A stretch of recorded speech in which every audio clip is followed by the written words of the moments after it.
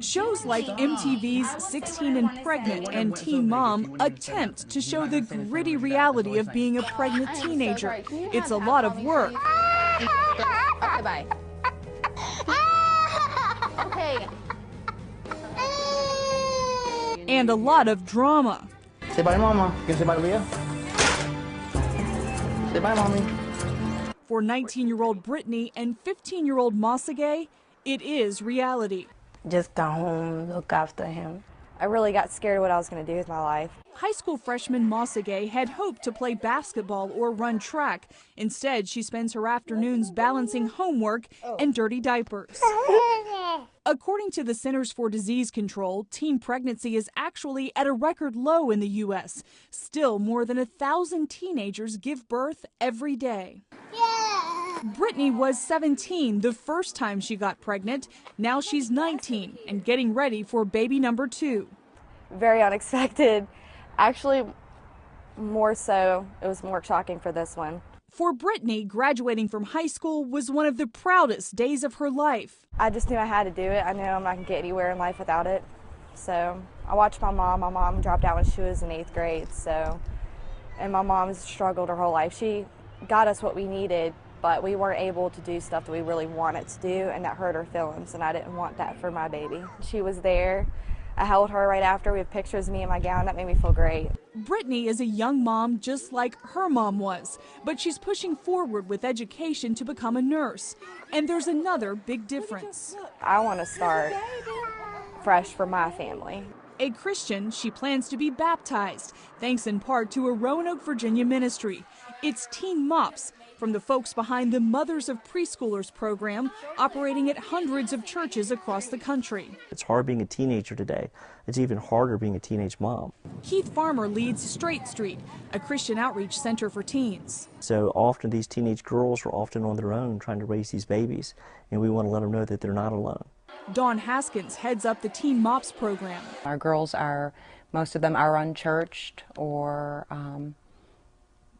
they're searching, and I think their greatest need is spiritual, but then also the emotional needs, the support that they don't have from home or have from others in their lives. They come here. They meet every other Monday night. As girls arrive, they can request items like diapers, wipes, formula. Maybe they need clothes for themselves for a job interview or maternity clothes because they're growing. They'll list those things as they're checking in as they go to dinner. And then we have some of the ladies that will go back to our supply cage and start pulling some of the things that they're going to need. All of the supplies, stacked almost to the ceiling, are donated by individuals and local churches.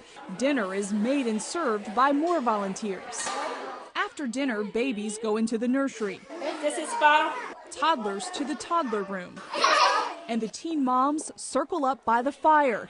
This is where the life-changing lessons are learned. I actually don't show it when I'm there, but I'm a really emotional person. It makes me want to cry when I hear some other people's stories. I don't do it just because I want everyone to look at me funny, but it's really nice, and hearing all the other girls and knowing I'm not the only one that struggles and stuff, it makes me feel good. And I think it's really nice of them to do all that for us for free.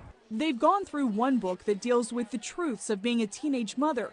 Now they're working through a book about lies of the world women believe. My hope is that they come to know Jesus Christ as their Lord and Savior. I hope that we are being the hands and feet of Christ and showing them the unconditional love of Christ, that they would want that commitment in their life. They would want that relationship in their life. I never really heard all that stuff when I was growing up, so when I hear different Bible stories and stuff, it really does inspire me.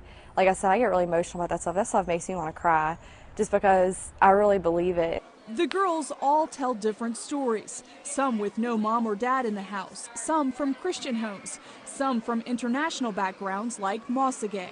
I don't know about Bible study, become Muslim, so I really don't know about that yet.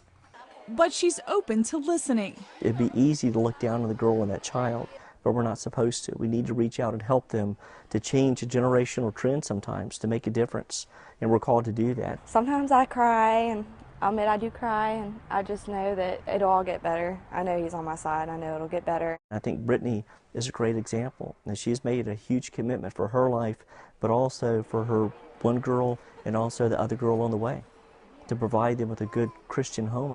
The goal, Meet the young women on their level and help them make a change for eternity.